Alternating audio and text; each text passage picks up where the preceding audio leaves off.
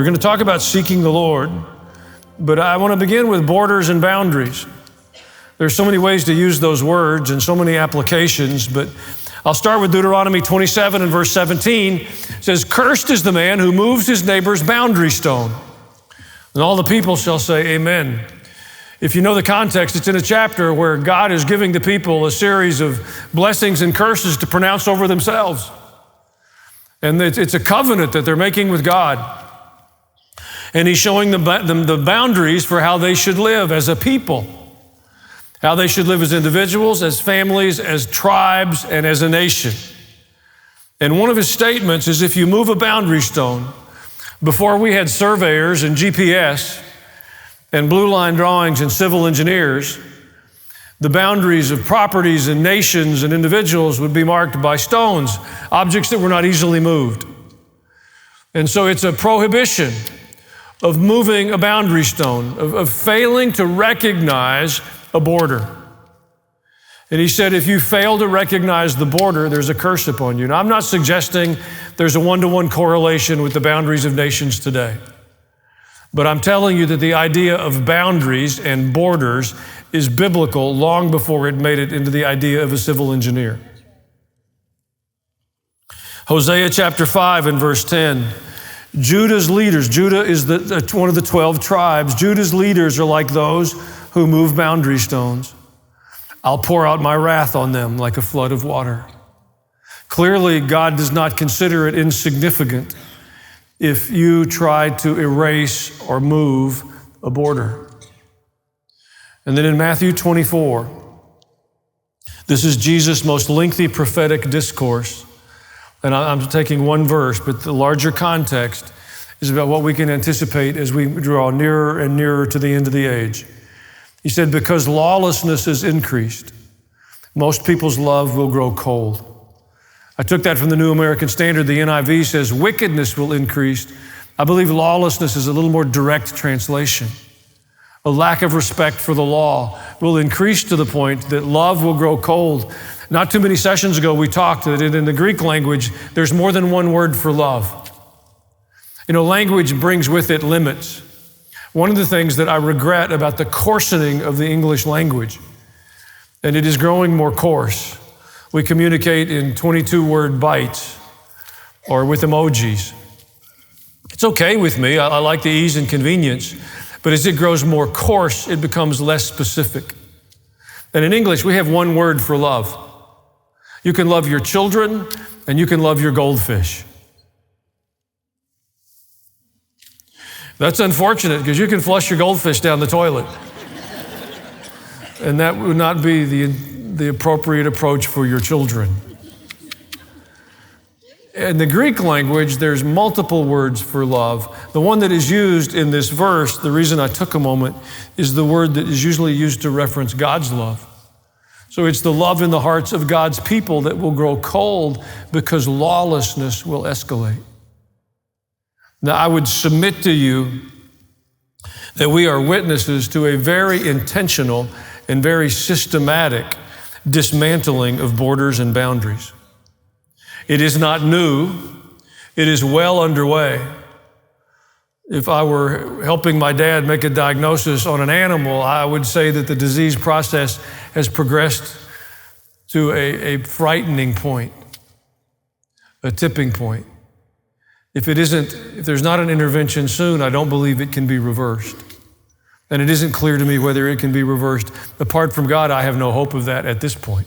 Amen. It's not a new thing. It began rather subtly, wrapped in a great deal of language that was suggesting compassion. But in reality, it was a very purposeful and intentional, from this vantage point, it's much easier to see, unleashing of chaos and confusion. It wasn't too many years ago, it seems, that sanctuary cities were advertised. They were welcoming. They were advertising for and welcoming illegal immigrants. Those same sanctuary cities refused to enforce federal law or to even hold the illegal population to the same legal standards of local citizens. That's just a matter of record. That isn't about opinions. And then those same cities demanded federal funding. They said, we're going to reject federal law, but we still want tax dollars to do what we want to do with. And because there was so much language wrapped up around in it, and if you weren't participating in one of those places or you weren't affirming of them, there were some pretty hateful labels affixed to you.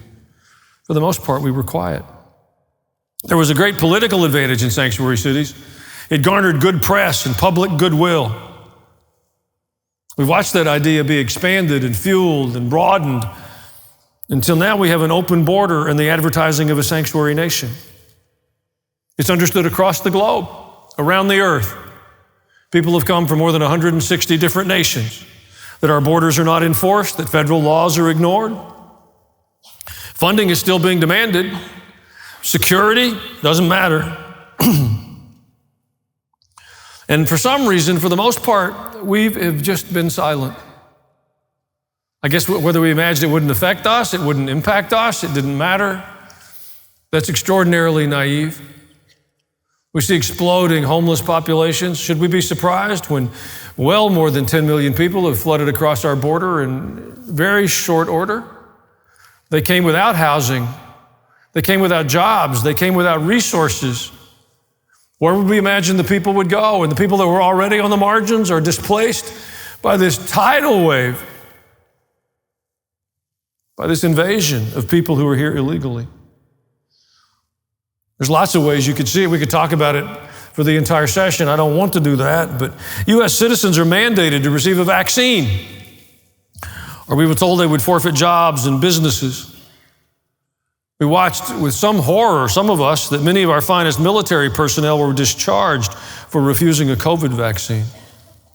Yet that same government that implemented those mandates and enforced those rules on federal employees and others, that same government welcomes millions of illegal entries without requiring any health screening whatsoever. We're told repeatedly by our most powerful officials that the border is secure. There's nothing to see, don't look here. And if we raise an objection, we're denounced and labeled as xenophobic or lacking in compassion or some other term that's intended to bully and silence us. Not only are our borders being ignored, there's a very aggressive move underway to remove our individual boundaries in our lives and our homes, to separate us from traditions and values which have been foundational to our civil liberties and strengths since our founding as a people. Public authority is being swept aside. It's being attacked relentlessly in a multi-front way. For years now, we have tolerated the demands to defund the police. We have witnessed the vilification of those persons who run towards trouble on our behalf. They will scour the ranks of those who are first responders across our nation until they can find one example of poor behavior and then make it an unrelenting poster with a mantra that all the police are wicked and evil and should be defunded. The outcome of that, we're far enough into it, outcomes are visible now. We have increased crime rates, unsafe cities, brazen theft, looting. Thieves will descend on a store in a matter of minutes, completely empty it like a swarm of locusts. Violent crimes, criminals repeatedly released. The headlines have become so common, so frequent, we hardly notice anymore. Police officers can only restrain crime with the consent and the support of the governed. It's a very small population of people. You've heard the expression, the thin blue line. It's an accurate description. They don't have the power. They don't have the numbers. The only way that they can enforce anything that seems like civil order is if they have the support and the consent of the governed. And we have witnessed the purposeful dismantling of that. No profession could withstand the scrutiny and the criticism that our first responders have endured in recent years. The support for law enforcement has been intentionally deconstructed. And the predictable outcome, and I want to underline predictable, because those who are doing this want the outcome. The predictable outcome is growing chaos. Our cities are not safe. I've been in many of them in recent months. In city after city, that when I meet with the Christians, they say to me, don't go to this part of town, and please don't go to this part of town. Beyond that, marriage has been redefined.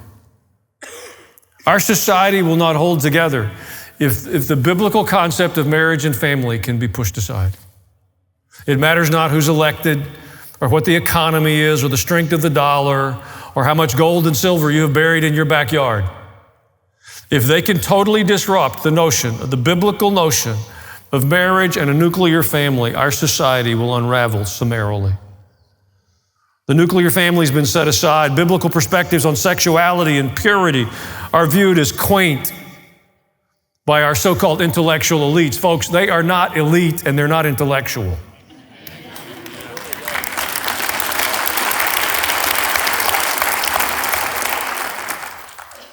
Those things have been set aside for our more enlightened views.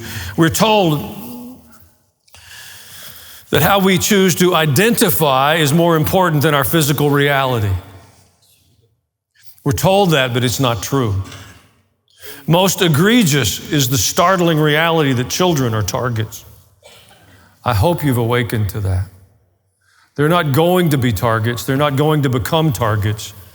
They have been targeted for quite a season now, and we have been rather distractedly not paying attention. Hormone therapies, physical mutilation are common in our most prestigious medical centers. And they use junk science to support it. Pornography in our elementary school libraries. And you don't have to go any further than Rutherford County to find this. You don't have to travel to some other city or some other state.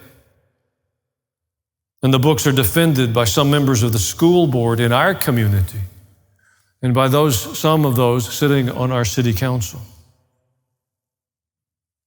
And if that's not enough, churches, to too far great an extent, remain silent or worse, are supportive of the ungodly, immoral choices. I spent last week, or a good part of last week, in Nashville at the National Religious Broadcasters Convention. And there was an encouraging note. There's some very bright people, very clever people, very talented people working desperately to make an impact with a biblical worldview in our nation and beyond. But it's equally clear that there's a significant division in the church. People who refuse to look at current events, and they prefer to do more sterile Bible studies about the culture of the first century. Well, I've spent a good bit of my life trying to understand the culture from which our scriptures emerged. But the point of doing those historic studies is that we might understand the implications of the gospel for the world in which we live now. Amen. So the question that we're asked all the time is, what can we do? Well, what we can do is the point of much of what we are doing as a congregation these days. There's much we can do. You see, God doesn't need a majority. God isn't concerned about the election. I understand elections have consequences and outcomes, and it's desperately important that we participate in the process. But God doesn't need a majority because truth has an authority in and of itself. What God needs is a people who will stand for His truth. And if we will do that, He will respond, and we will see outcomes that are expressed through elections and other places. Thank you for watching this video. If you enjoyed it, subscribe to the channel.